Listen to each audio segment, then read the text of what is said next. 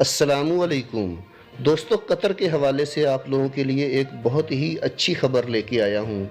मेरे वो भाई जो कतर से बाहर फंसे हुए हैं या कतर का सफ़र करना चाहते हैं, ये खबर उन लोगों के लिए है।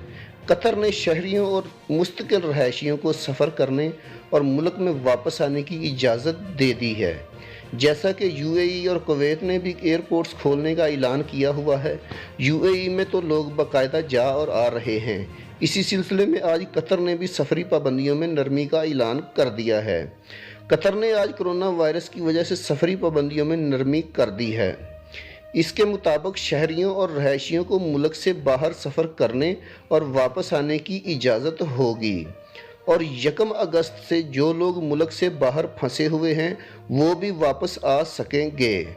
सरकारी मवासलात के दफ्तर GCO ने कहा है कि कम ख़तरे वाले मुमालिक से आने वाले लोगों को हवाई अड्डे से कोरोना का टेस्ट कराना होगा और 1 हफ्ते के लिए घर में करंतना में रहना होगा और करंतना की पाबंदी करने के लिए बाकायदा एग्रीमेंट पर दस्तखत करना होंगे।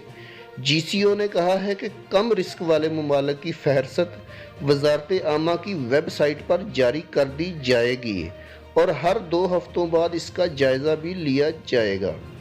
कम ख़तरे वाले मुमालिक से आने वाले अफराद को जिन्होंने सफ़र के 48 घंटों के अंदर किसी तस्लीम शुदा लेबॉरेटरी से कोरोना फ्री सर्टिफिकेट हासिल किया होगा, उनको हवाई अड्डे पर टेस्ट नहीं देना पड़ेगा। ये इक़दामात अगस्त के आगाज़ में कोरोना वायरस से मुतल्लक़ पाबंदियों को ख़त्म करने के तीसरे मरहले के आगाज़ के बाद किए गए हैं। कतर में अब तक 1,07,430 कोरोना के केस रिपोर्ट हुए हैं, 160 अमवात हुई हैं, जबकि 1,04,191 लोग सेहत याब हुए हैं। दोस्तों, वीडियो बनाने का मकसद आप लोगों की रहनुमाई करना है। वीडियो अच्छी लगी तो लाइक करके चैनल को सब्सक्राइब ज़रूर कर दीजिएगा ताकि आने वाली इन्फॉर्मेटिव वीडियोज़ बर वक्त आपको मिल सकें। अल्लाह हाफिज़।